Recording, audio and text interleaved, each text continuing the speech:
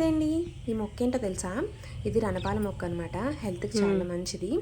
So, పొద్దున్నే దీని ఆకులైతే తినొచ్చు, లేదంటే కషాయం చేసుకోవచ్చు. నాకు పొద్దున్నే కషాయం చేసుకోవడానికి టైం సరిపోదు. ఇలాగే ఒక ఆకు తినేస్తాను నేను. సో, ఈరోజు కూరొచ్చి పప్పు మామిడికాయ వేద్దామనుకున్నా, కానీ మామిడికాయ చాలా తియ్యగా ఉందండి. సో, నేను పప్పు దోసకాయ అయితే వేసుకున్నాననమాట. ఇంకా కర్రీ ప్రిపేర్ చేసి మా వాడికి బాక్స్ అయితే పెట్టేసాను చిన్నోడికి. ఇంకా టిఫిన్ అయితే ఈరోజు మంగళవారం కదండీ, టెంపుల్‌కెళ్ళాలి. సో, వాడొక్కడికే బయట నుండి తీసుకొచ్చేసాము. మేము తినేటప్పటికి ఇంట్లో చేసుకున్నా గానీ అదంతా గట్టిగా అయిపోతుంది కదండీ ఏం చేసుకున్నా. సో, ఇంక మేమైతే తర్వాత పాలో, టీయో ఏదో ఒకటి తాగేయచ్చు అని చెప్పి వాడి కోసం అయితే బయట నుండి తెప్పించాను. తర్వాత నేను స్నానం అది కంప్లీట్ చేసుకున్నాక ఇలా స్వామివారికి తమలపాకుల మాల అయితే రెడీ చేసుకున్నానండి. గంధము, సింధూరము కలిపి కొంచెం చిక్కగా కలుపుకుంటే తమలపాకుల మీద శ్రీరామ అని రాయడానికి వీలుగా వస్తుంది. సో, నేనైతే ఇలాగే కలిపి ప్రిపేర్ చేసుకుంటానండి. ప్రిపేర్ చేసుకొని గుళ్ళో టెంపుల్కి అయితే వెళ్తాము ప్రతి వారం. ఈ మధ్యకాలంలోనే వెళ్తున్నాం అనమాట టెంపుల్కి. మంగళవారాలు అనేవి ఆంజనేయ స్వామికి పూజ చేయించుకుంటున్నాము. చాలా ప్రశాంతంగా అయితే ఉందండి. ఫస్ట్ ఇంకా గుడికి వెళ్తే ఎవరికైనా ప్రశాంతంగానే ఉంటుంది కదండి ఫస్ట్. కానీ వెళ్ళడానికి మనకి టైం కుదరదు. అండ్ ఇంట్లో పనులు ఇవన్నీ చేసుకొని వెళ్ళేటప్పటికీ మనకి అంత ఓపిక ఉండదన్నమాట ఫస్ట్ చేయడానికి.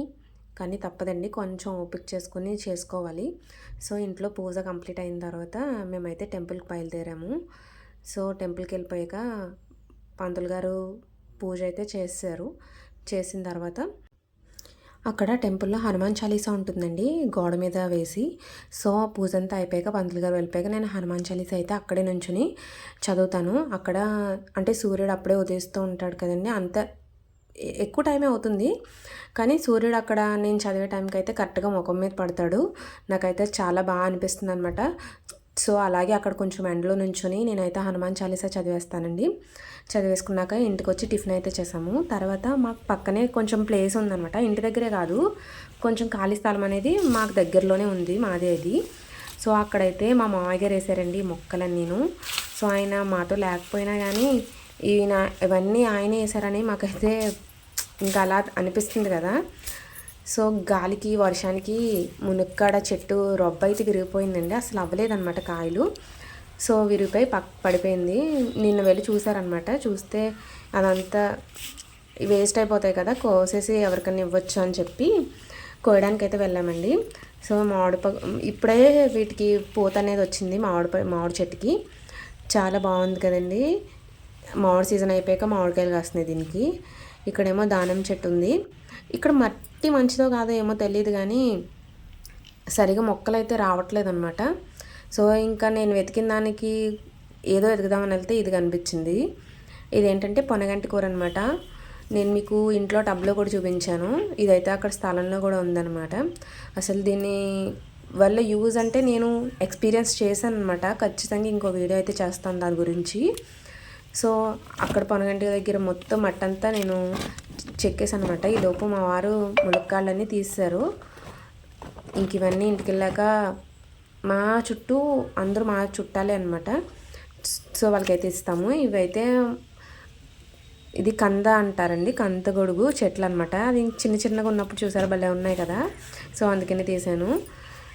ఇంకా అక్కడైతే కొంచెం మట్టది అంటే అసలు ఒక రోజులో అయ్యేది కాదు, మనుషులను బట్టి చేపిస్తున్నా ఎక్కువ అయిపోతుంది అనమాట అమౌంట్. కానీ అక్కడ మాకు ఉండేది ఏం లేదు. నేను వెళ్ళింది అయితే ఎతకడానికి దీనికోసమే అండి.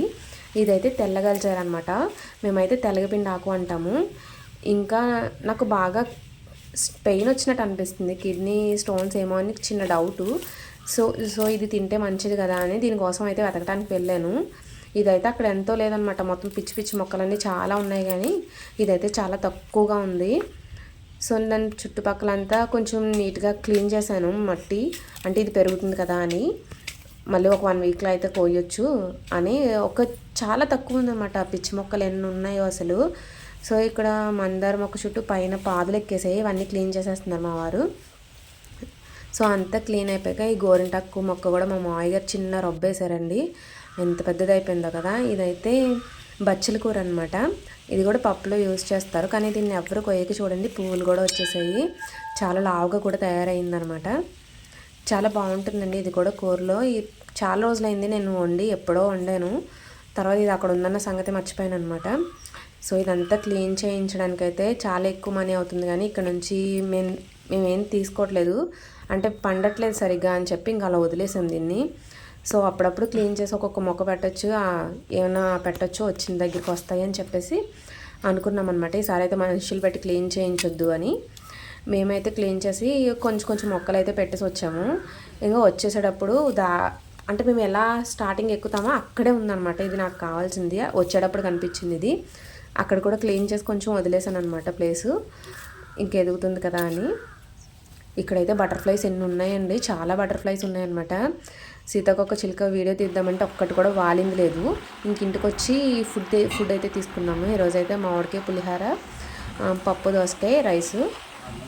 ఇంకా రైస్ కంప్లీట్ మధ్యాహ్నం భోజనం అయిపోయాక సాయంత్రానికి అయితే ఇంకా జలుబు గురించి అయితే చెప్పక్కర్లేదు కదండి. సాయంత్రానికి అయితే నేను 3 రోజుల నుంచి మిరియాల పాలు అనేవి ప్రిపేర్ చేస్తున్నాను అనమాట. చాలా బాగా పనిచేస్తుందనే చెప్పాలి. అసలు ట్యాబ్లెట్ అనేది వేసుకోకుండానే చాలా బాగా పనిచేసింది. బాబుకి అయితే సిరప్ వేస్తున్నాను, కానీ మేమైతే వేసుకోలేదు ట్యాబ్లెట్. సో మిరియాల పాలు ఎలా ప్రిపేర్ చేసుకోవాలనేది చూపిస్తాను. పాలు అయితే మరగబెట్టుకోవాలండి. ఫస్ట్ మరిగేలోపు మిరియాలు అనేవి దంచేసుకుంటే మనకి పాలు ఫస్ట్ మరుగుతాయి కదా, అప్పుడు పసుపు వేసుకుని కలిపేసుకోవాలండి. పాలు ఫస్ట్ పొంగు వచ్చినప్పుడు మరుగుతూ ఉండాలి. ఇంకా మధ్యాహ్నం అయితే మేము అల్లరి పిడుగు కాదు అల్లరి రాముడు సినిమా చూస్తూ మధ్యాహ్నం టైం అయిపోయింది. సో సాయంత్రం ఇంకెలాగో సాయంత్రం టిఫిన్ అయిపోయాక పాలు అయితే ప్రిపేర్ చేశాను.